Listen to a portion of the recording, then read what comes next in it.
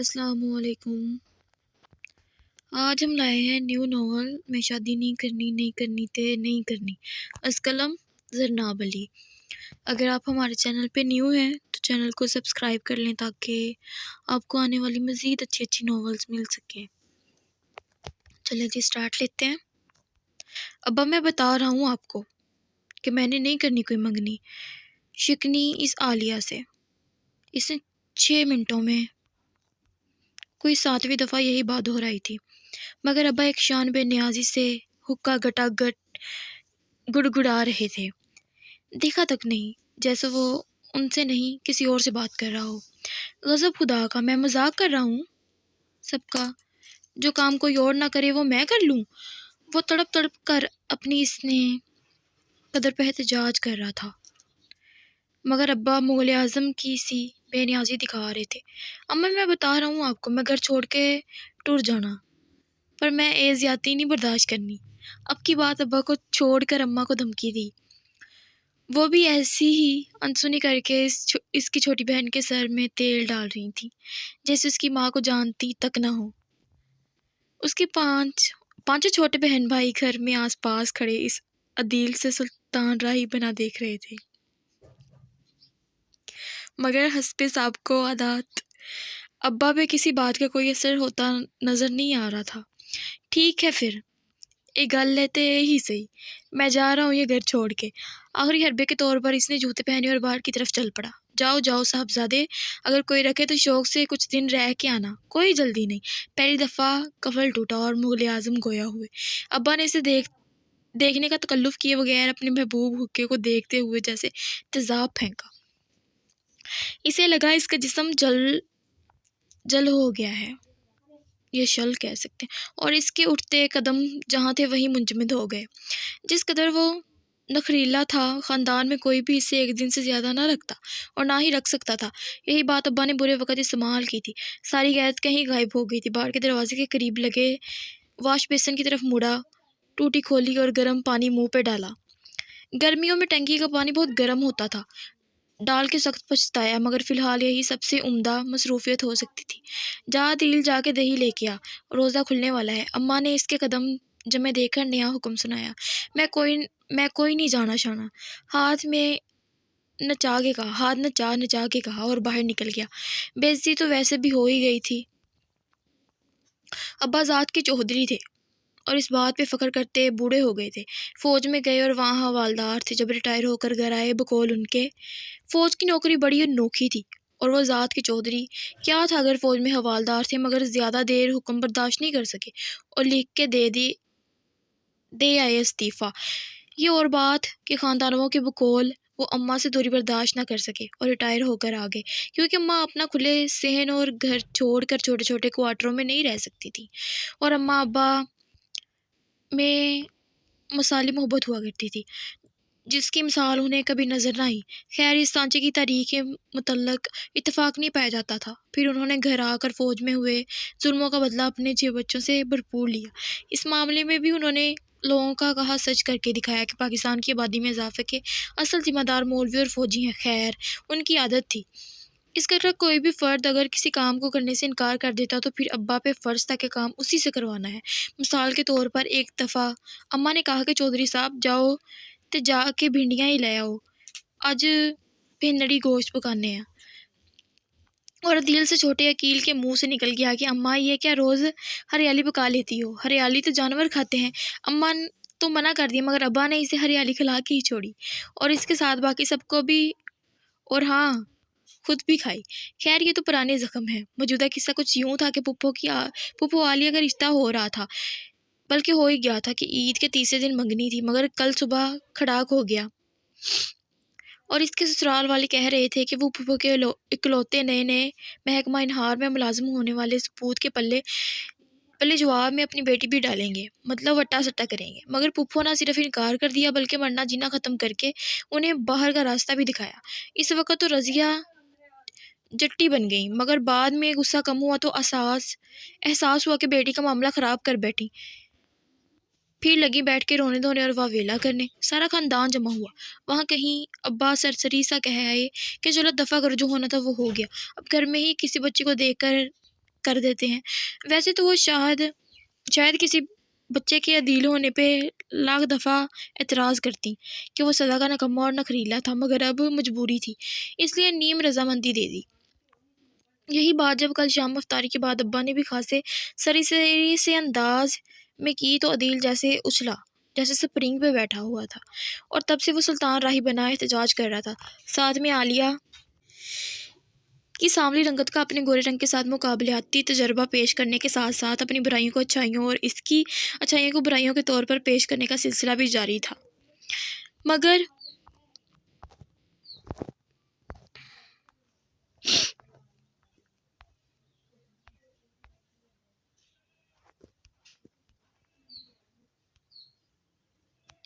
اس کا احتجاج ابا کے سرسری ارادے کی اینٹ سے پتھر کیے دے رہا تھا۔ انہوں نے ایک نظر کرنا تو دور کی بات، حکومتی پالیسی کی طرح کا علم بلند ہوا تھا۔ Whose care? عدیل کا احتجاج سخت سے سخت تر اور ابا کا رویہ بے پرواہ سے لاپرواہ کی طرف جا رہا تھا۔ حالات کی سمجھ نہ آ رہی تھی۔ ابا کا بھی آج تک کوئی سائنسدان کوئی حل پیش نہ کر سکا تھا۔ اب اسے ایک ہی صورت نظر آ رہی تھی کہ ابا پہ تعویذ کر ڈالے۔ ابا کے اوپر تعویذ کروانے کے بارے میں سوچتا وہ باہر نکلا۔ گھر سے نکل کر باہر گلی میں آیا۔ افطاری کے وقت کا رش تھا۔ اس محلے کے قابل اور پابند لوگوں کو ساری خریداری آخر وقت کرنے کی عادت تھی۔ آج تو سلطان راہی مطلب عدیل کو اس بات سے بھی کوفت ہوئی۔ اس وقت تو ایسے باہر نکلتے ہیں جیسے بل گیٹس کے ساتھ سارا دن مصروف رہتے ہیں۔ بھلا بندہ صبح صبح آ کر خریداری کر لے۔ سامنے سے آتے ریڑھی والے کے ریڑھی سے ٹکرا کر کپڑوں پہ لگے داغ کو صاف کرنے کی ناکام کوشش میں اس نے محلے والوں کے بازار میں رش کرنے پہ کوسا۔ پھر سامنے والے شوکے کی دکان پہ پہنچ کے دور سے ہی اعلان کیا والے نمبر پہ ایزی لوڈ تے کر جائز میرے۔ یہاں دکانیں چھوٹی تھیں اور دکانوں کے درمیان ایک کھلا سا میدان تھا جو عام طور پہ گندگی کا گھر ہوتا تھا، مگر آج کل احترام رمضان میں اسے صاف کرنے کی ایک خفیف سی کوشش کی گئی تھی۔ دکان کے سامنے رکھی ایک پلاسٹک کی کرسی پہ پھیل کے بیٹھا کیڑا، ایزی لوڈ، کوئی لوڈ شوڈ نہیں، پہلا پچھلا حساب مکا تے پھر اگوں کھلائیں۔ شوکا بھی انہی کے ساتھ پلا تھا، جانتا تھا ادھار نہیں ملتا، پھر بھی ہر 2 ہفتے بعد جتنا کے سامنے بےعزت کر کے اپنے زنانہ جذبات کی تسکین کرتا تھا۔ دے دیاں گا اووی اسی ہم کہیں جا تو نہیں رہے۔ انداز کو شیریں بنا کے دوستانہ انداز میں کہا۔ او چل پتا تیرا پیدائشی کنگلا ہے تو، پیسے دینا تیرے دل میں ہی نہیں آتا۔ وہ بھی جانتا تھا دل کے پاس پیسے تو ہوتے نہیں ہیں، اسے نکلوانا مشکل تھا۔ او چل کر دے، آج ضروری کال کرنی ہے میں نے۔ اب تو لہجے میں امراؤ جان کا سا پیار تھا۔ اوے گل سن، بات سن۔ شوکے نے اپنے کاؤنٹر پہ آگے ہو کر رازداری سے کہا کہ عدیل بھی آنکھیں پھاڑے آگے کو ہوا۔ توجہ بھرپور تھی۔ اے تو پچھلے محلے کی کرن جاتا ہے۔ اس کی بات سن کے ساری توجہ اور جوش چاک کی طرح بیٹھ گیا۔ اس کے پچھلے محلے جانے کی خبر یہاں بھی پہنچ گئی تھی۔ لوڈ کرتا ہوں، سوالیہ پوچھا۔ اس کے ہاں کے جواب میں انداز واپس روکھا بنایا اور احسان فرموشی کے ماؤنٹ ایوریسٹ پہ پہنچ گیا۔ تینوں کیوں دساں؟ شوکا بھی اس کے گرگٹ کی طرح آنکھیں بدلنے پہ بدمزہ ہوا۔ کیا تھا جو وہ کوئی چٹ پٹی کہانی اسے بھی سنا دیتا۔ سارا دن دکان پہ بیٹھ کے کہانیاں سننے کی عادت جو پڑ چکی تھی اسے۔ عدیل جتنا سادہ تو لگتا ہے نا، اتنا تو ہے نہیں۔ اسے مڑتے دیکھ وہ مشکوک انداز میں بولا۔ تے کس نے کہا کہ میں سادہ ہوں؟ وہ بھی شان بے نیازی سے مڑا تھا جب شوکا چیخا۔ کوئی نہیں بولے بادشاہو، اسی تیرے ابا کولوں پوچھ لیں گے۔ اسے بد مزہ ہو کر مڑنا پڑا۔ کی خیال ہے؟ شوکا اس کے مڑنے پہ آنکھیں مٹکا کے بولا۔ خیال تے کچھ نہیں، پر میں یہ سوچ رہا تھا کہ آج کل تم میں نسوانی خصوصیات نہیں پیدا ہو گئیں۔ کی خیال ہے؟ آنکھوں کو پرسوچ انداز میں سکیڑ کے کہا۔ وہ چل دفعہ ہو، جا کے اپنا کام کر۔ شوکا جانتا تھا اس نے مذاق میں پورے محلے میں اس کا مذاق اڑا دینا تھا، اس لیے اسے دفعہ کیا۔ ایزی لوڈ والا کام ہو گیا تھا۔ اس نے وہاں بیٹھ کے کون سا دوستیاں بنانی تھی۔ ذرا باہر کی طرف نسبتاً کم رش ہونے کی والی جگہ آ کر اس نے ایک فون کال کی۔ دور سے ہی پتہ چلا کہ کوئی حسینہ تھی جسے زور زور کی تسلیاں دے کر مطمئن کیا جا رہا تھا۔ اب اندر کی حالات تو اللہ ہی جانتا تھا۔ واپسی پہ جب افطاری سے 10 منٹ پہلے وہ گھر کی طرف آ رہا تھا، تب تک اس نے ایک بابوں کے ظلم اور فراڈ کے قصوں کے پیش نظر اسے بکھیڑے میں پڑنے کا ارادہ ترک کر دیا تھا اور عین گھر کے دروازے کے سے واپس مڑ گیا تھا۔ تو مشکل پر اب اگلے 2 دن اس نے اوکھے سوکھے اپنے ماموں کے گھر گزارنے تھے۔ یہی ایک معقول حل تھا ابا سے اپنی بات منوانے کا، اور اگلا پلان اس نے سوچ لیا تھا۔ ماموں کے گھر آ کے اس نے اپنی رام کہانی سنائی تو مامی نے پہلے تو اس کے ساتھ ہونے والی اس متوقع زیادتی پر تعزیت کی، پھر اپنے تمام دلی ہمدردیوں کے ساتھ اس کے لیے مدعو ہونے کی یقین دہانی کرائی۔ رات تک اس کی کہانی سنی گئی۔ چٹپٹی کہانی کو کئی دفعہ دہرائی گئی اور ہر سنانے والے نے اپنی ظرف سے کمی تو نہیں لیکن بیسی ضرور کی۔ شام کو ماموں آئے تو اس نے چہرے پر زمانے بھر کی مسکینیت طاری کی اور ماموں کی حسنہ جو شام سے اس کے دکھ میں گھلی جا رہی تھی، اس کے ابا کے اس نامعقول ارادے کی مذمت کر رہی تھی، نے اپنی تمام تر حصے بیانی کو استعمال کر کے ماموں کو درد بھری داستان سنائی۔ ایک وقت میں تو عدیل کو بھی خود سے سچی ہمدردی ہونا شروع ہو گئی۔ اسے یقین نہیں آ رہا تھا کہ اس کے ساتھ اتنی بڑی زیادتی ہو رہی ہے۔ خیر، اس کے دکھی تاثرات اور حسنہ کی کہانی میں موجود رکت وجہ سے ماموں نے اسے فراغ دلی سے یہاں قیام کی اجازت دے دی۔ چلو ایک مسئلہ تے حل ہو گیا، نہیں تو ماموں نے مجھے کل ہی چلتا کرنا تھا۔ اس نے دل میں اللہ کا شکر ادا کیا۔ اگلے پورے دن وہ فون ہاتھ میں پکڑے زیادہ وقت اسے کم مصروف رکھنے کی کوشش میں جتا رہا تاکہ اس گھر سے کال آئے تو کہیں مس نہ ہو جائے، مگر ہائے رے قسمت، کال تو دور کی بات، کس نے فون کر کے کٹ پوچھنا تک نہیں تھا۔ وہ تھا کہاں؟ وہ لوگ سوچتے ہوں گے کہ میں گھر آ جاؤں گا، تو پھر ہی صحیح۔ اگلا پورا دن بھی اسی انتظار میں گزر گیا۔ پھر اس نے باقاعدہ پچھتانا شروع کر دیا۔ ماموں کے جنگلی بچے آپس میں مولا جٹ اور نوری نت کی طرح لڑتے تھے، بلکہ لڑتے کم اور بڑی زیادہ مارتے تھے۔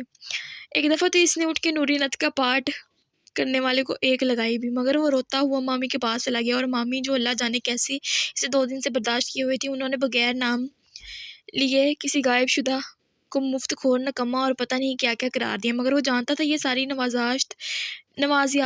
نوازشات اس کے لیے کی جا رہی ہیں، اور اس کی شان نزول نوری نت صاحب کو پکڑنے والا تھپڑ تھا۔ خیر، اور اس کے بعد ہونے والی کچھ خصوصی عزت افزائی کے بعد وہ خود بھی گھر جانے کے بارے میں سوچ رہا تھا۔ خوشی آئی، کھل اٹھا۔ اماں سب سے چھوٹے سبیل کو لے کر آئی تھی۔ اس نے اماں کو دیکھتے ہی اعلان کیا، کوئی ضرورت نہیں مجھے کچھ بھی کہنے کی، میں نہیں جانا گھر شر۔ دور سے ہی دایاں ہاتھ ہوا میں نچایا، تے نہ جا تینوں لینڈ کون آیا ہے؟ اماں آرام سے کہتی ہی اندر آ کر صوفے میں بیٹھ گئیں اور گرمی کی وجہ سے چادر اتارنے لگی۔ میں تو بچیوں کو عیدی دینے آئی ہوں، اس دفعہ عید پہ مشکل ہی آنا ہوا۔ وہ اطمینان سے صوفے پہ نیم دراز ہو گئیں، پیڈ سٹیل فین کا منہ اس کی طرف سے موڑ کر اپنی طرف کر لیا۔ اس نے بھی بدلحاظی سے دوبارہ اپنی طرف موڑا۔ ارے کس قدر بدلحاظ ہو تم، ماں کا خیال نہیں کہ اتنی گرمی میں روزہ رکھ کے آئی ہے؟ وہ بھی اسی کی ماں تھی۔ دوبارہ اپنی طرف کر لیا۔ ہاں تو کیوں آئی ہیں؟ ہمیشہ تو عید کے دوسرے دن ہی آتی ہیں ادھر، اس نے بے نیازی سے کہا اور اٹھ کر پنکھے کے آگے کھڑا ہو گیا۔ جتنی گرمی تھی وہ تو 1 منٹ بھی پنکھے کے بغیر نہیں گزار سکتا تھا۔ ہاں، ہر اس دفعہ تو عید کے دوسرے دن گھر میں بہت مصروفیت ہو گئی، اور تھکے ہوئے انداز میں بولی، کیوں اس دفعہ عید پہ چیف جسٹس کو گھر بلانے کا ارادہ ہے؟ وہ بھی عدیل تھا، بیزاری سے طنز کیا۔ ہائے، کیا اچھا ہو او ساڈے گھر آئیں، پر میری ایسی قسمت کہاں۔ اس دفعہ عید کے دوسرے نکاح جو ہے تمہارا؟ حیرت سے بولی۔ آج کل وہ چیف جسٹس کی بڑی فین تھی، شکر ہے ٹھنڈی یا ہی بھری۔ گھر نہ آنے پہ شاہ رخ خان کے فین کی طرح چیف جسٹس کو بدنام کرنے کا کوئی منصوبہ نہیں بنایا۔ خیر، مگر وہ بھی جانے اور ان کے فین۔ عدیل تو ایسا اچھلا کہ وہ فین بھی بھول گیا، جسے صبح 1 منٹ دور ہونا وہ گوارا نہیں کر رہا تھا۔ کیا اماں، آپ پاگل تو نہیں ہو گئی؟ انڈیا ڈراموں کی طرح جھٹکے دار کیا کہ بس بے ہوش ہو کے گرنے کی کمی رہ گئی تھی۔ ارے آہستہ بولو، میں بحری ہوں کیا؟ اماں کو ناگوار گزرا۔ ابا میرے ساتھ ایسا نہیں کر سکتے، مجھے یقین نہیں آ رہا۔ اس نے دونوں ہاتھ سر پہ رکھے۔ چل کوئی نہیں، وہ 2 دن رہ لیں گے، پھر آ جائے گا یقین بھی، وہ اطمینان سے بولی۔ ابا کو یہ کرنے کے لیے میری لاش پر سے گزرنا ہوگا۔ اماں کو اثر نہ ہوتا دیکھ اس نے سنگین دھمکی دی، مگر بے سود۔ چل کوئی نہیں، یہ بھی کر لیں گے، شاہ نے عارفانہ سے کہا۔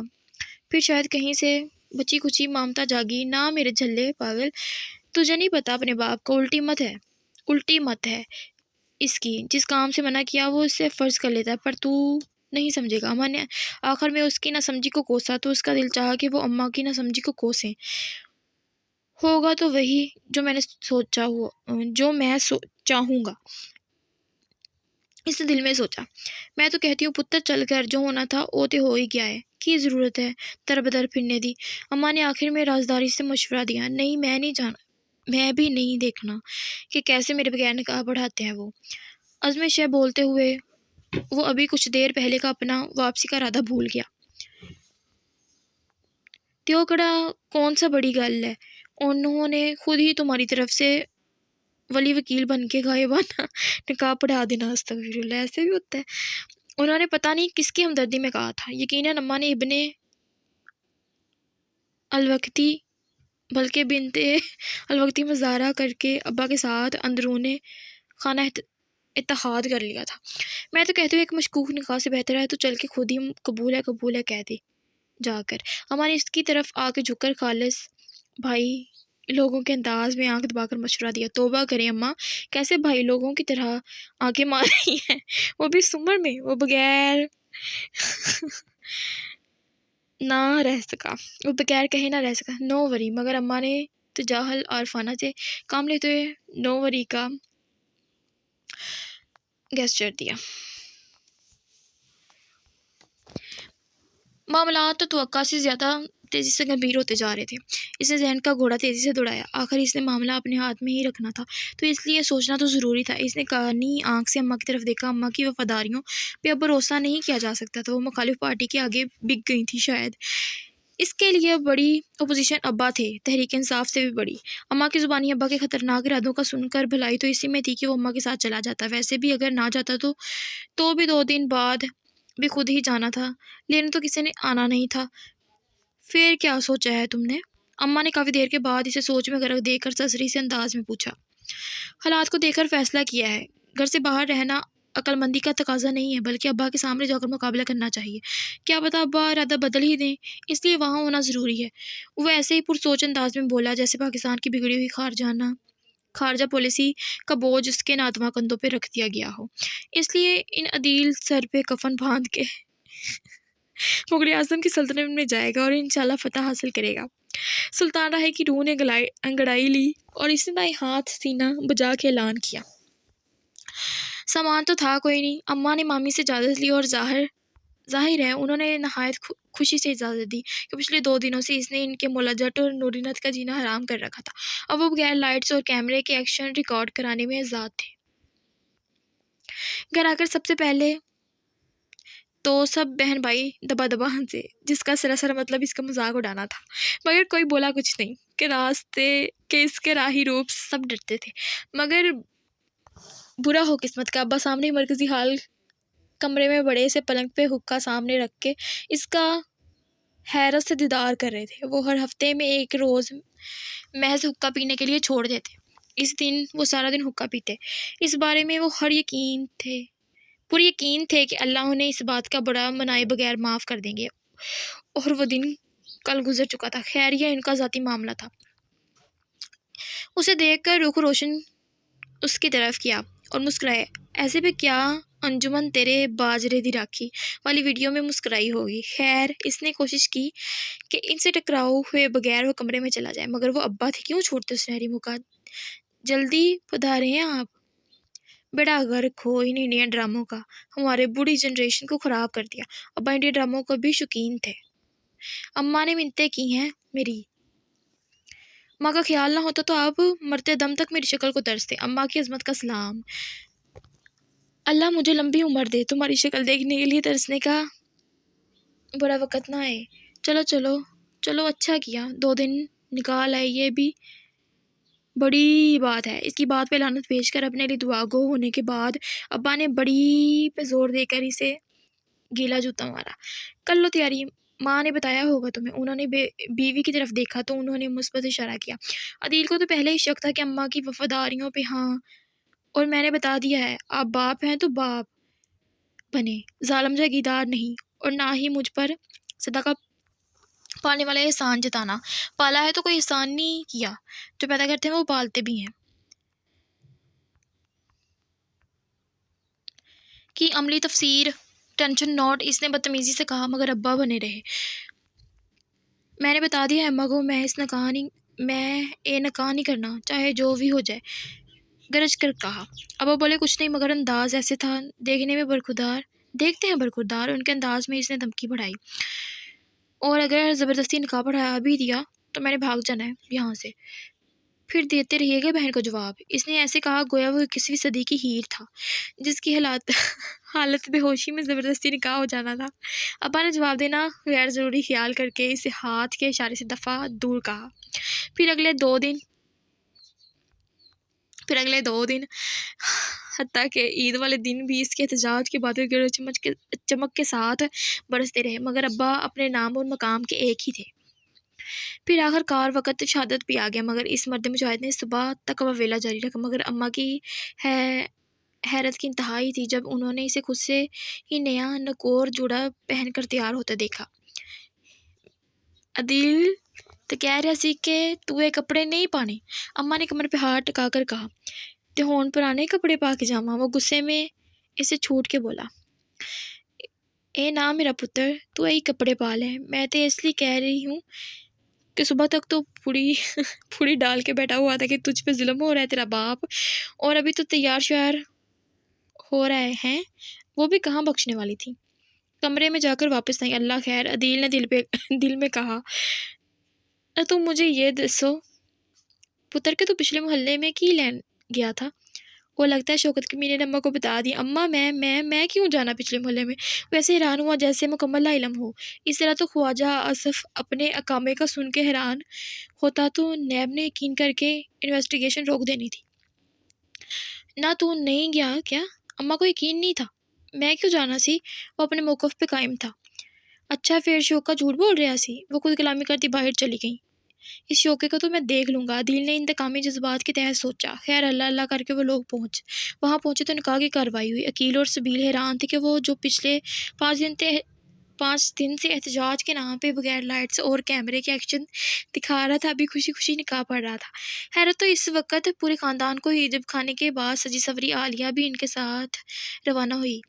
ان سب کے ساتھ اماں کا بھی منہ کھلا رہ گیا، وہ بھی بے خبر رہ گئی تھی۔ ارے بھائی صاحب نے کہا گھر کے بچے ہیں، جہیز وہیز کے چکروں میں پڑنے کی کیا ضرورت ہے؟ اور ویسے بھی عدیل کا دبئی کا ویزا نکلنے والا ہے تو اس سے پہلے یہ بھگت جائیں۔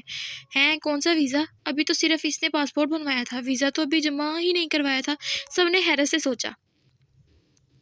چلو بھائی باقی باتیں گھر جا کے کر لیں گے، ابھی میرے بیٹے نے بھاگنے بھی ہے۔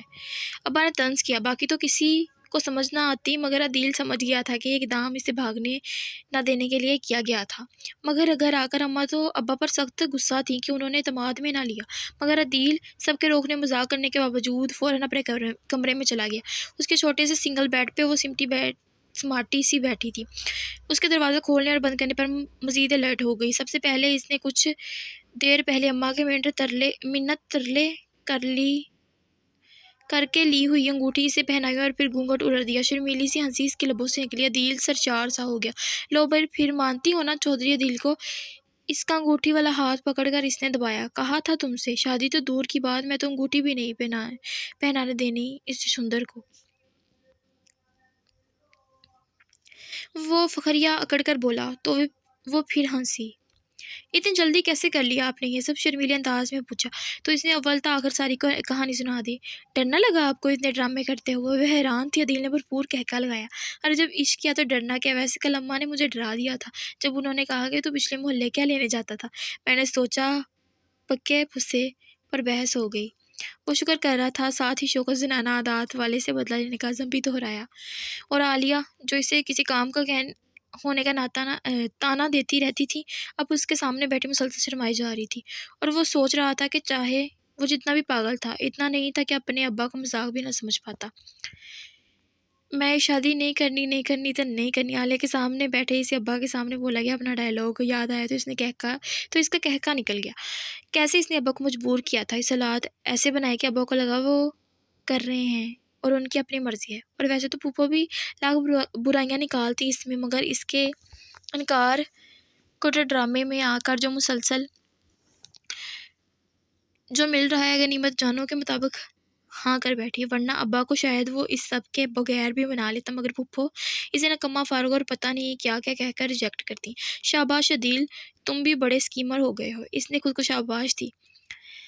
آج وہ دونوں بہت خوش تھے، انہوں نے اللہ کے کرم سے ناممکن کو ممکن بنا لیا تھا۔ کیا تھا جو تھوڑا ڈرامہ کرنا پڑا تھا، پر اس میں کسی کا کوئی نقصان نہیں ہوا تھا، ختم شد۔ ویسے یہ واہ مطلب فنی ناول ہے۔ اس کو ریکارڈ کرتے ہوئے میری خود بڑی بار نا ہنسی چھوٹ گئی۔ خیر، آپ اگر ہمارے چینل پہ نیو ہیں تو میں دوبارہ بول رہی ہوں تو پلیز لائک بھی کر لیں، شیئر بھی کر لیں، اور سبسکرائب لازمی کر لیں، تاکہ آپ کے آنے والی نیو فنی رومانٹک پہ جو مطلب آپ کو پسند ہو، آپ ہمیں کمنٹ میں بھی بتا سکتے ہیں کہ آپ کو کیسی ناولس پسند ہیں، ہم آپ کے لیے وہ ریڈ بھی کر لیں گے۔ تھینک یو، اللہ حافظ۔